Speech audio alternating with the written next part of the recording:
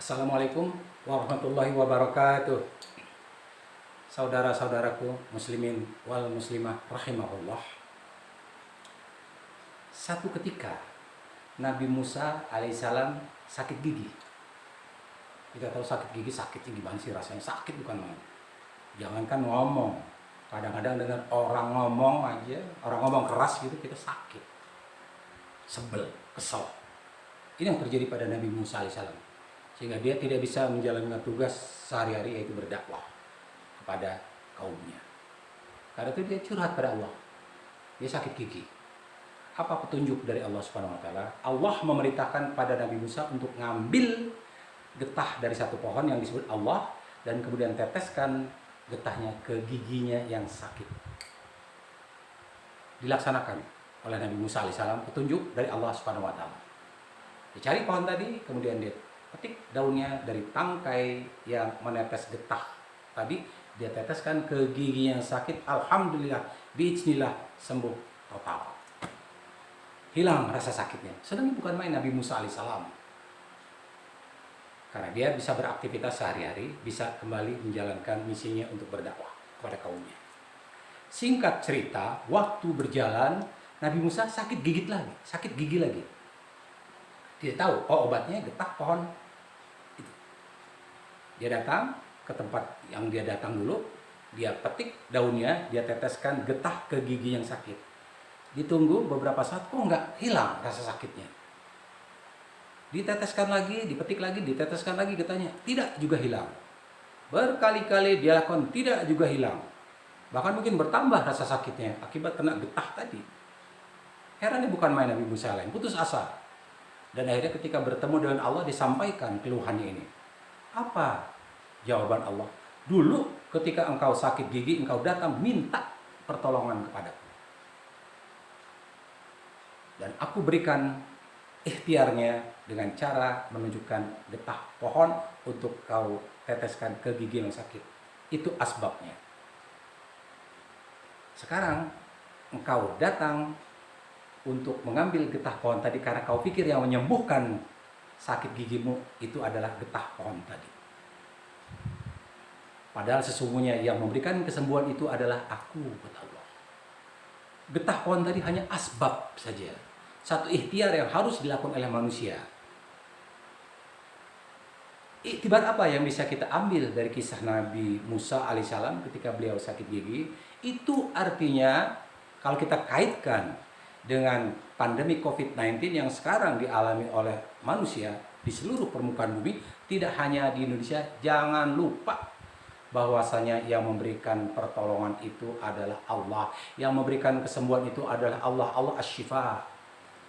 Silakan kita mau vaksin, silakan kita mau beli obat-obatan, silakan kita mau beli suplemen, mau beli vitamin dosis tinggi, silakan. Tetapi jangan lupa, yang menyembuhkan bukanlah vaksin tadi, buatan pabrik manapun juga. Yang menyembuhkan bukanlah obat-obatan tadi. Bahkan kadang-kadang manusia nggak pakai rasio. Ada satu obat cacing, antivirus, antifungi, itu diklaim bisa menyembuhkan, ya, bisa membunuh virus corona, itu dibeli. Padahal harga berlipat-lipat. Yang terjadi ada lagi jenis susu tertentu sampai terjadi panic buying. Mereka borong susu tadi, padahal harga berkali-kali lipat. Hanya karena diklaim, ada yang menyampaikan, ada diviralkan bahwasanya mampu membunuh atau memperkuat tubuh, mengeluarkan racun-racun. Mereka borong, mereka beli. Lupa bahwasanya yang menyembuhkan itu adalah Allah. Apa yang kita lakukan, obat-obatan atau vaksinasi, itu hanya ikhtiar saja. Kalau kita melakukan, silakan. Apalagi kalau memang itu halal, silakan. Tidak masalah kok. Sejauh itu halal. Tetapi jangan lupa, yang memberikan kesembuhan itu mutlak ada Allah Subhanahu wa taala. Pelajaran apa yang bisa kita ambil? Sebagai umat muslim, ingat, kita minta kepada Allah di dalam setiap kali kita sholat, 17 kali kita minta pertolongan dari Allah Subhanahu wa taala. Iyyaka na'budu wa iyyaka nasta'in. Hanya pada Engkau ya Allah kami menyembah, dan hanya pada Engkau lah kami minta pertolongan. 17 kali kita sebut dengan fasih setiap kali kita sholat. Tetapi implementasinya kadang-kadang kita lupa. Kita sibuk beli ini, borong itu dengan harga berlipat-lipat. Karena kita pikir itu yang akan menyembuhkan. Susu itu yang akan mampu menyembuhkan. Obat anti cacing itu yang akan menyembuhkan. Virus merek ini akan menyembuhkan. Tetapi pada hakikatnya yang menyembuhkan itu adalah Allah. Itu cuma asbab saja. Itu yang harus kita tanamkan di dalam diri kita. Nah, apalagi ikhtiar yang harus kita lakukan sebagai umat muslim. Ingat bahwasanya Allah juga ada vaksin dari Allah yang mampu menolak virus COVID-19. Tidak hanya virus COVID-19, seluruh virus-virus, seluruh bakteri-bakteri. Bahkan tidak hanya penyakit, tetapi juga musibah yang mungkin menimpa kita. Apa vaksin dari Allah tadi? Vaksin dari Allah adalah dengan cara sedekah. Silakan lihat, banyak sekali manfaat daripada sedekah. Kita bicara manfaat daripada sedekah di dunia saja ya. Di dunia, 3 dalam kaitan ini dengan virus COVID-19, pandemi virus COVID-19. Yang pertama adalah ternyata sedekah itu mampu menolak bala. Itu yang pertama, mampu menolak bala. Jadi tidak hanya penyakit, tapi bala. Bala ini misalnya kecelakaan. Katakan kita udah divaksin nih, atau minum obat-obatan, ngerasa udah aman. Begitu keluar dari puskesmas, keluar dari rumah sakit, ketabrak mobil, kecelakaan mati. Itu contohnya. Jadi sedekah itu mampu menolak bala, bukan hanya penyakit.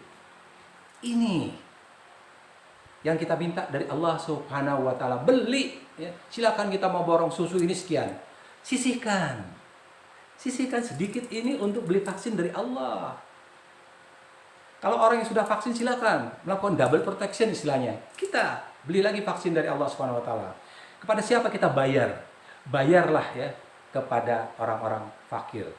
Bayar kepada orang-orang miskin. Berikan pada guru-guru kita. Karena pada hakikatnya ketika kita berbagi rezeki dalam keadaan pandemi, musibah seperti ini, dalam keadaan kesempitan seperti ini, nilainya jauh lebih tinggi ketimbang kita berbagi rezeki atau sedekah ketika dalam keadaan lapang.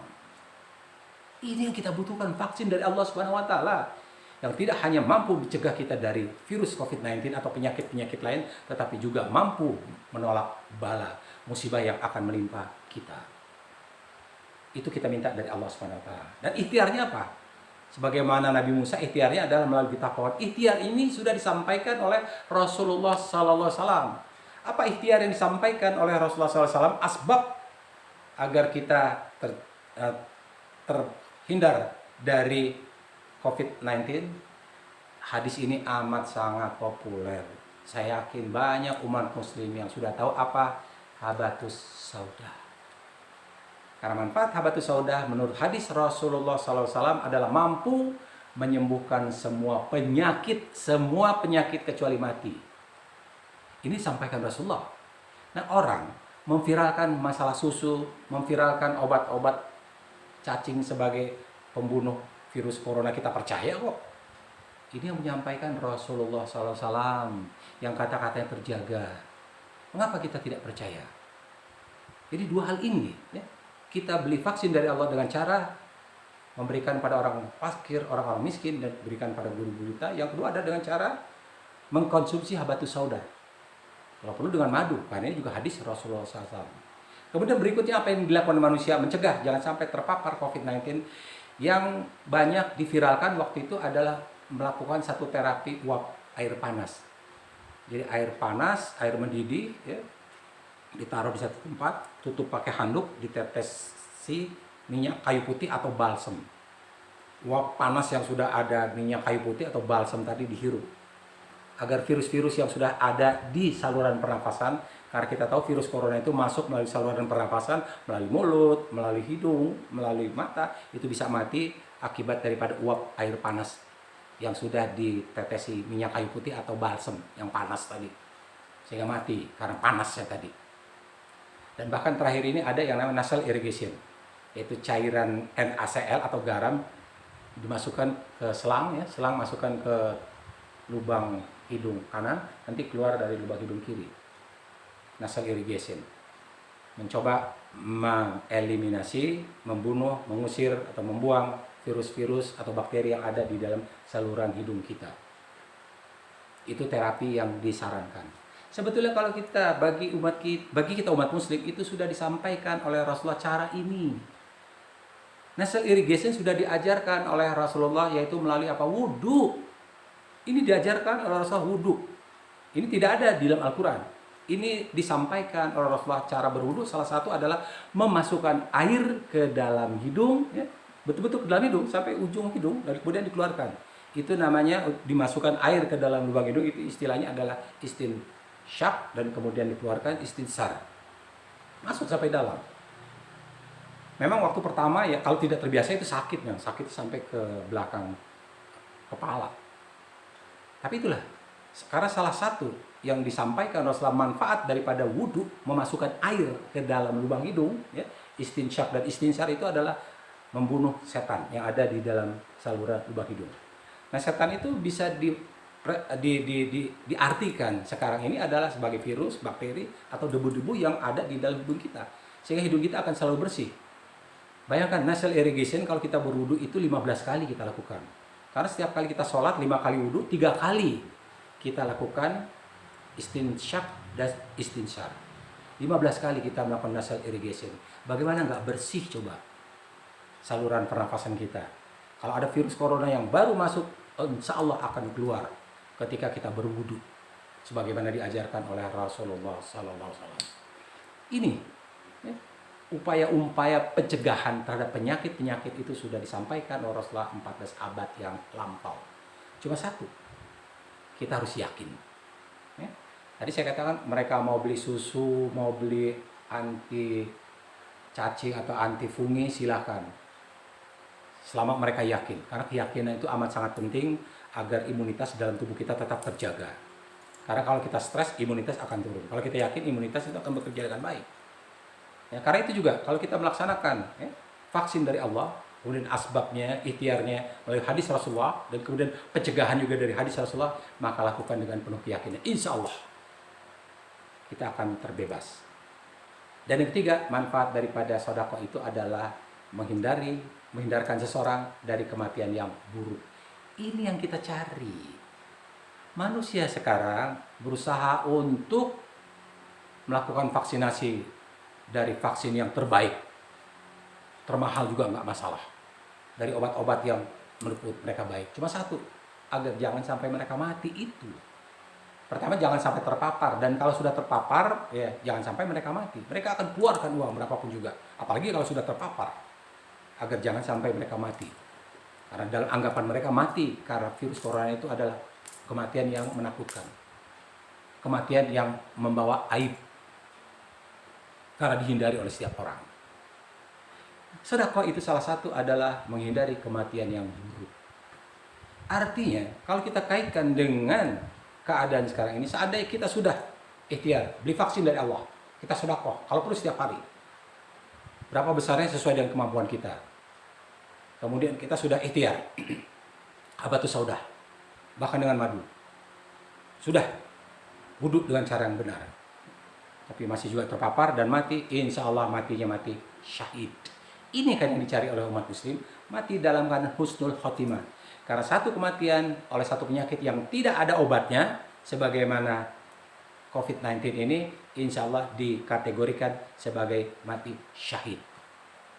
Jadi bagaimana kita mati, di mana kita mati itu bukan urusan kita, itu urusan Allah. Tetapi yang kita cari adalah bagaimana kita mati dalam keadaan husnul khotimah. Dan salah satu manfaat daripada sedekah itu adalah menghindarkan manusia dari kematian yang buruk.